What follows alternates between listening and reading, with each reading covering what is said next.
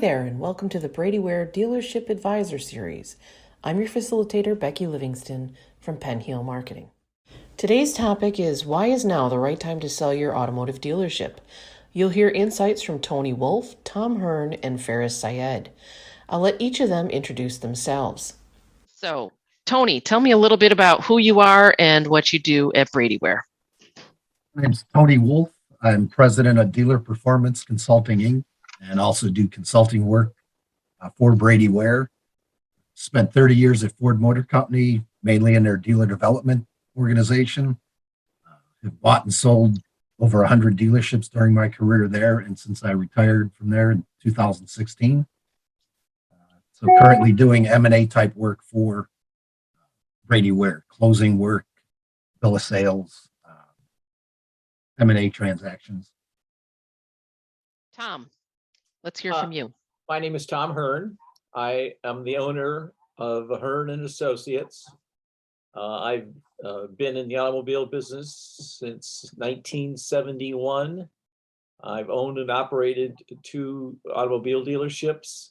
I've worked for a consulting firm. I taught at Northwood University for 10 years, ran their automotive marketing department in Cedar Hill, Texas, and worked for a CPA firm here in Lexington, Kentucky.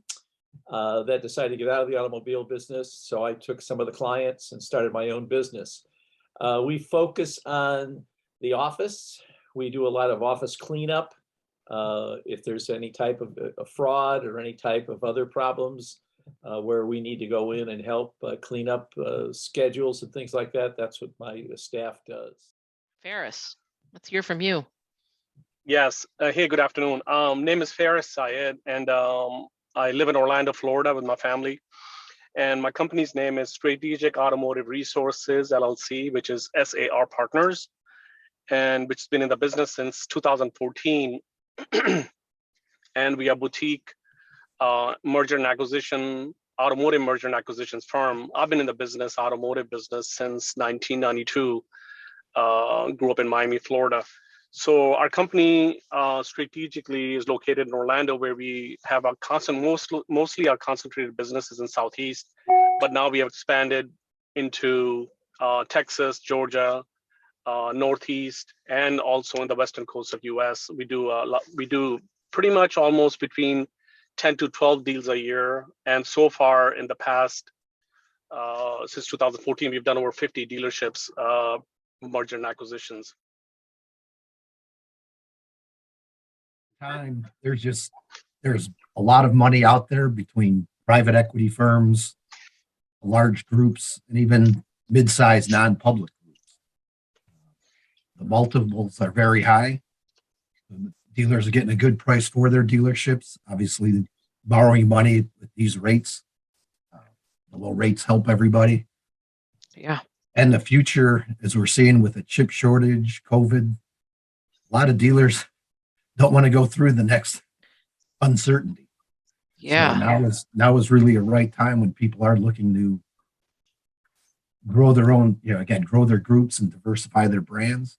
It's just the right time. And again, future holds the uncertainty of capital gain rate increases, interest rate increases, and as interest rates go up, the money kind of dries up and the multiples come down. That's a great point. Well, I think some other things they would have to be concerned about is that the manufacturers always are trying to add the facility upgrades. And again, if you've got 7 or 8 dealerships and suddenly you have 7 or 8 manufacturers say they want you to build new buildings, now you're facing those kind of problems.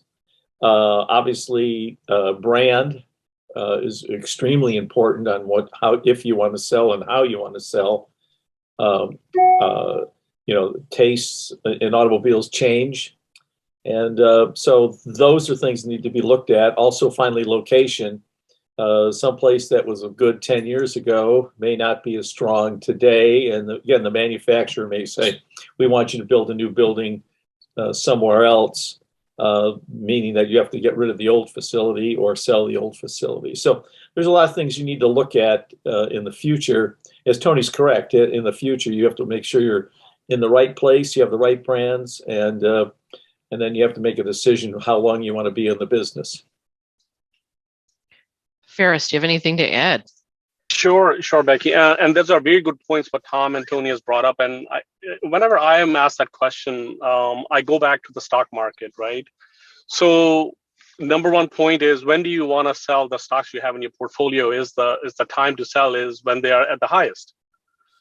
You don't want to Yep. sell that when your stock value is at the lowest, right? So car dealerships are no different, because currently what are we seeing is the highest gross margins what the dealerships have ever seen in the history for decades is today.